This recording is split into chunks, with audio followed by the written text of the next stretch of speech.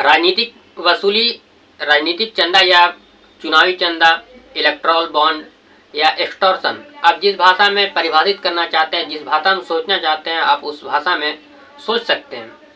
इस भाषा को, इस वर्ड को सुनने के बाद आपके जहन में एक लंबी नेताओं की एक कतार खड़ी हो जाती होगी, जो इस तरह के चंदे लेते हैं, चुनाव लड़ते हैं, चुनाव में पैसा लगाते हैं, उससे वोट मिलता है और वोट से अगर नेता चुनाव जीत गया तो जो आपसे चंदा लिया गया है वो चंदा वापस कर दिया जाएगा, या आपको कमाई के रास्ते खोल दिए जाएंगे, या कोई ठेका दे दिया जाएगा।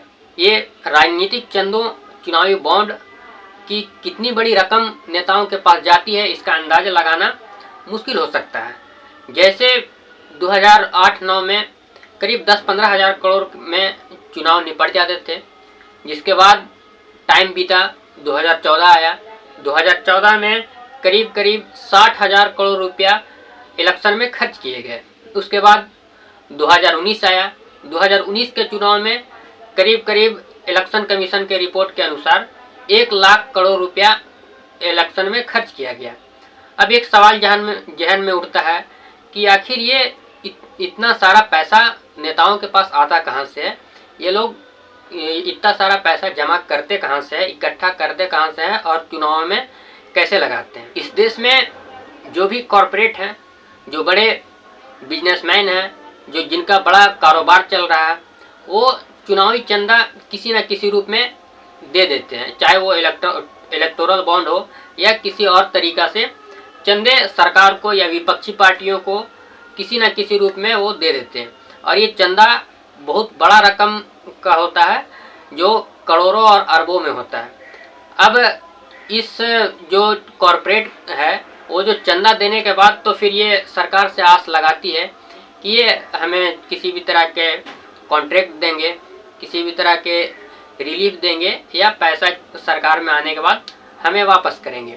इसी कड़ी में आप देख रहे होंगे जितने देश के एयरपोर्ट हैं, जितने रेलवे स्टेशन हैं और सब जो सरकारी संसाधन हैं, उन्हें प्राइवेटाइज किया जा रहा है और कॉरपोरेट को हाथों सौंपा जा रहा है। इसके पीछे एक मकसद है कि आप हमें चंदा दीजिए, मैं आपको कॉन्ट्रैक्ट दूंगा। इसी राजनीतिक वसूली के बीच एक FIR दर्ज हुई है, वो देश के वित्त मंत्री निर्मला सीतारमण के खिलाफ हुई है। और ये FIR अदालत के आदेश के बाद दर्ज हुई है। अदालत सभी बिंदुओं पर जांच परख करने के बाद 8,000 करोड़ रुपया के अवैध असूली या जबरन असूली के दस्तावेजों को देखने के बाद अदालत ने, बेंगलुरु के एक विशेष अदालत ने ये तिलक नगर पुलिस स्टेशन को यह आदेश दिया है कि देश के वित्त मंत्री निर्मला सीतारमण के खिलाफ FIR दर्ज किया जाए, और उसके साथ ED के अधिकारियों के साथ ED के अधिकारियों पर भी FIR दर्ज किया गया है। और जो बीजेपी के पूर्व सांसद हैं नलिन कुमार, उनके ऊपर भी FIR दर्ज किया गया है। और बीजेपी के पूर्व अध्यक्ष जो हैं BY विजेंद्रन, उनके खिलाफ भी FIR दर्ज किया गया है और काफ़ी गंभीर धाराओं में FIR दर्ज किया गया है। जैसे धारा 384 जबरन वसूली, धारा 120B आपराधिक साजिश, धारा 34 समान इरादे से कई व्यक्तियों द्वारा किए गए कृत्य, ये सारी धाराएं शामिल हैं।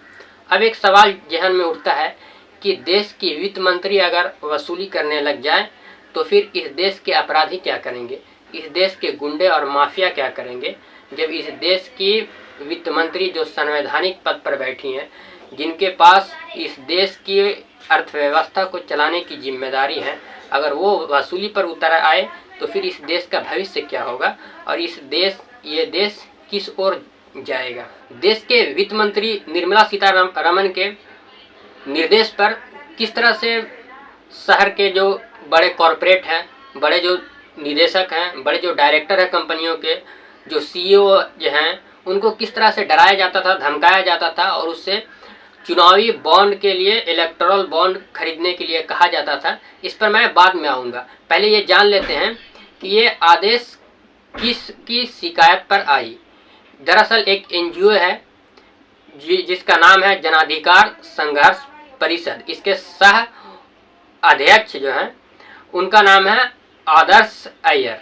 ये आदर्श अय्यर बेंगलुरु के एक विशेष अदालत में ये शिकायत दी थी कि बहुत इस देश में चुनावी बॉन्ड के नाम पर, इलेक्टोरल बॉन्ड के नाम पर डरा धमका करके जबरन वसूली की जा रही है। जिसके बाद बेंगलुरु के एक अदालत ने याचिका पर सुनवाई की और सुनवाई करते हुए यह आदेश दिया तिलक नगर पुलिस स्टेशन को कि वित्त मंत्री निर्मला सीतारमन के खिलाफ एफआईआर दर्ज किया जाए।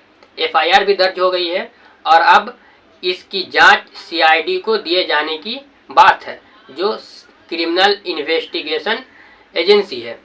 इनके द्वारा इसके क्रिमिनल गतिविधियों के बारे में, निर्मला सीतारमन के क्रिमिनल गतिविधियों के बारे में रिसर्च किया जाएगा, उसको जानकारी इकट्ठा की जाएगी, उस पर कार्रवाई के लिए सबूत इकट्ठे किए जाएंगे। निर्मला सीतारमन पर एफआईआर होने के बाद राजनीति गर्म है और इस देश की मुख्य विपक्षी पार्टी कांग्रेस ने निर्मला सीतारमन से इस्तीफे की मांग की है।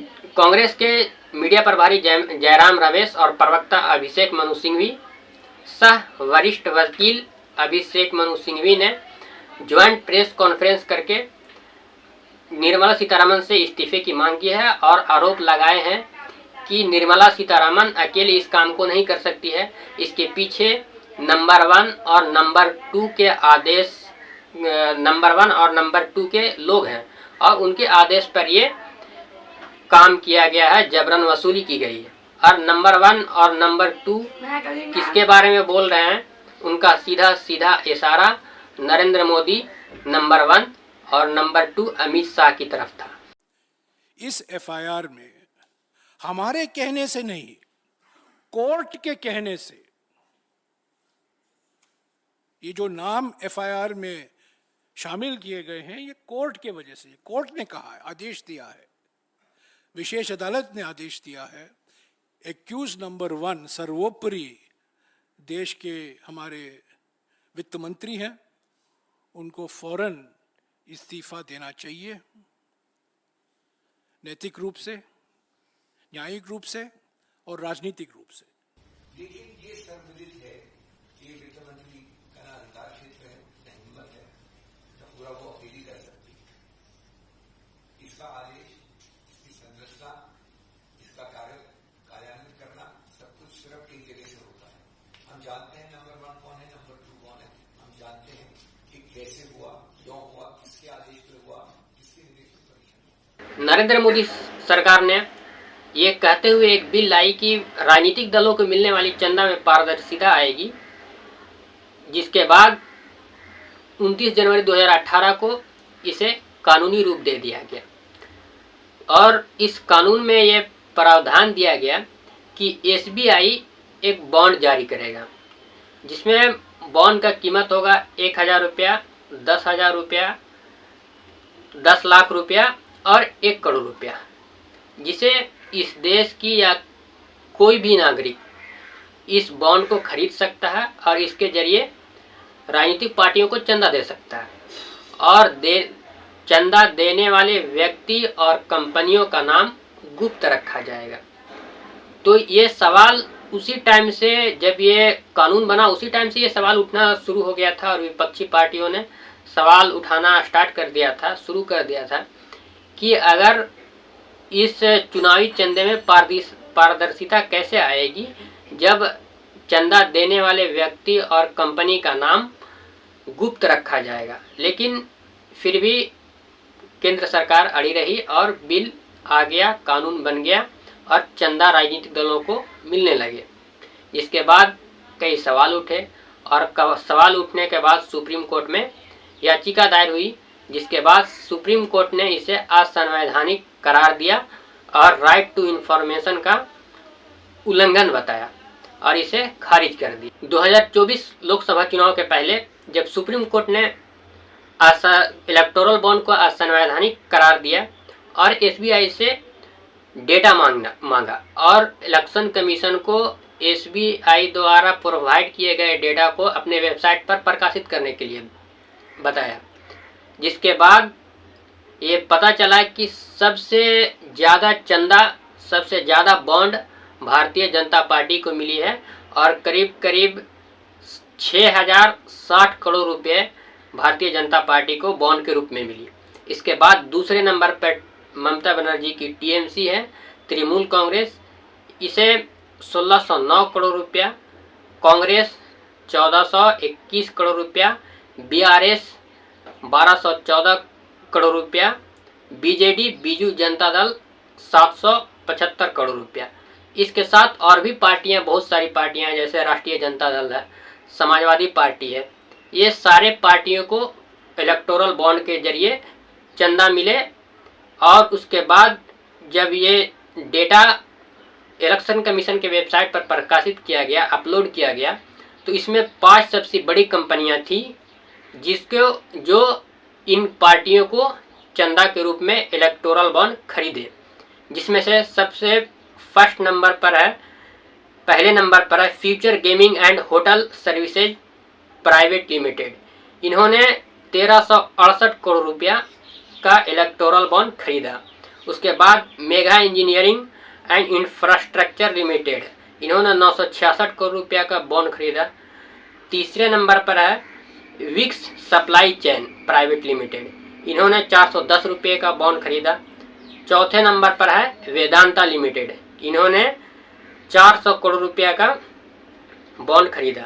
जिसके बाद 5वें नंबर पर है हल्दिया एनर्जी लिमिटेड, इन्होंने 377 करोड़ रुपये का बॉन्ड खरीदा। और 6ठे नंबर पर है SL mining and industries limited, इन्होंने 224 करोड़ रुपये का बॉन्ड खरीदा। आप ध्यान दीजिएगा, ये जो शीर्ष 6 कंपनियां जो इलेक्टोरल बॉन्ड खरीदे हैं, ध्यान से देखिएगा, इसमें एक वेदांता ग्रुप है, वेदांता लिमिटेड है, इन्होंने 400 करोड़ रुपया इलेक्टोरल बॉन्ड के रूप में खरीदे हैं। एक और कंपनी है अरविंदो फार्मा, इन्होंने भी 30 करोड़ रुपये का डोनेशन दिया है। इन 2 नामों को आप याद रखिएगा, एक वेदांता ग्रुप और दूसरा अरविंदो फार्मा। इन 2 कंपनियों के साथ जबरन वसूली के आरोप वित्त मंत्री निर्मला सीतारमण पर लग रही है। अब मैं वीडियो की शुरुआत में आपको बताया था कि इसके बारे में और अधिक आपको जानकारी देंगे। तो ये जो अरविंदो फार्मा के निदेशक हैं चंद्रा रेड्डी, इन्हें 10 नवंबर 2022 को दिल्ली लिक्वर पॉलिसी के आरोप में और मनी लॉन्ड्रिंग के आरोप में इन्हें ईडी गिरफ्तार करती है। गिरफ्तारी के 5 दिन के बाद ये 5 करोड़ रुपया भारतीय जनता पार्टी को इलेक्टोरल बॉन्ड के रूप में देती है। जिसके बाद मई में इन्हें दिल्ली हाईकोर्ट से स्वास्थ्य के आधार पर इन्हें बेल दे दिया जाता है। उसके बाद इन्होंने नवंबर 2023 में 25 करोड़ रुपया के और एक बॉन्ड खरीदे। ये हो गई अरविंदो फार्मा की कहानी। उसके बाद एक वेदांता ग्रुप है, इनके ऊपर भी मनी लॉन्ड्रिंग की केस चल रही थी। इन्होंने भी 2016 अप्रैल 2019 को ये 39 करोड़ रुपया के बॉन्ड खरीदे और उसके बाद में ये लगातार वेदांता ग्रुप बॉन्ड खरीदते गई और करीब करीब 400 करोड़ रुपया के बॉन्ड खरीदी। जिसके बाद इनके ऊपर भी मनी लॉन्ड्रिंग का जो केस चल रहा था ईडी का, और सीबीआई का 2 चीनी नागरिकों को अवैध रूप से वीज़ा प्रोवाइड करने के आरोप जो वेदांता ग्रुप पर लग रही थी, इन दोनों केसों में इन्हें भी अब तक के कुछ नहीं हुआ, इन दोनों कंपनियों को भी। तो इस तरह से निर्मला सीतारमण ईडी और सीबीआई के जरिए जो सीईओज हैं, डायरेक्टर्स हैं, उनको डराकर और धमकाकर उनसे चुनावी इलेक्टोरल बॉन्ड के रूप में चंदा वसूल करती थी। इनका जिक्र कोर्ट के पीआईएल में भी है और एफआईआर में। वेदांता ग्रुप और अरविंदो फार्मा से जबरन वसूली के आरोप में निर्मला सीतारमण पर एफआईआर दर्ज हुई है, लेकिन तमाम मीडिया रिपोर्ट्स और शोध के आधार पर जो इलेक्शन कमीशन के वेबसाइट पर जो डेटा अवेलेबल है उसके आधार पर तमाम मीडिया में रिपोर्ट्स छपे हैं, जिसमें और भी बहुत सारी कंपनियां हैं जिन्हें पहले ईडी या सीबीआई रेड करती है, उनको परेशान करती है, उनके सीईओज डायरेक्टर्स को परेशान करती है। उसके बाद वो कंपनी चुनावी बॉन्ड खरीदती है, इलेक्टोरल बॉन्ड खरीदती है और भारतीय जनता पार्टी को चंदा देती है, जिसमें से है future gaming and hotel service. इन्होंने इनके 250 करोड़ रुपया की संपत्ति को, एसेट को ईडी ने जब्त कर लिया, जिसके बाद इनके निदेशक जो हैं मार्टिन सांटियागो, इन्होंने 1368 करोड़ रुपया का बॉन्ड खरीदा। उसके बाद मेगा इंजीनियरिंग है, ये हैदराबाद बेस्ड कंपनी है जिसका निदेशक कृष्णा रेड्डी है। इन्होंने इनके ऊपर भी इनकम टैक्स डिपार्टमेंट अक्टूबर 2019 में इनके बहुत सारे ऑफिसों पर छापा मारती है, जिसके बाद ये कंपनी मेगा इंजीनियरिंग 1186 करोड़ रुपया की बॉन्ड खरीदती है और भारतीय जनता पार्टी को चंदा देती है।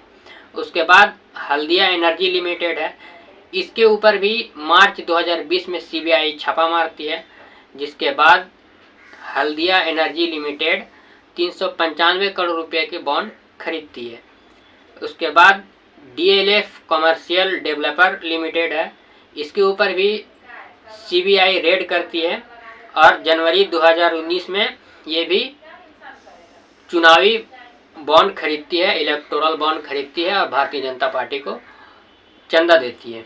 तो इस तरह से सीबीआई और ईडी का खेल चलता रहा और जबरन वसूली का काम फाइनेंस मिनिस्टर इस देश में तमाम कंपनियों के साथ करती रही है, और कंपनियों के साथ तो करती ही रही है, साथ में नेताओं के साथ भी करती रही है, जिसके डर से बहुत सारे जो कांग्रेसी नेता थे उन्होंने अपना पाला बदल लिया और भारतीय जनता पार्टी के सदस्य बन गए। वो अभी सांसद और विधायक भी हैं।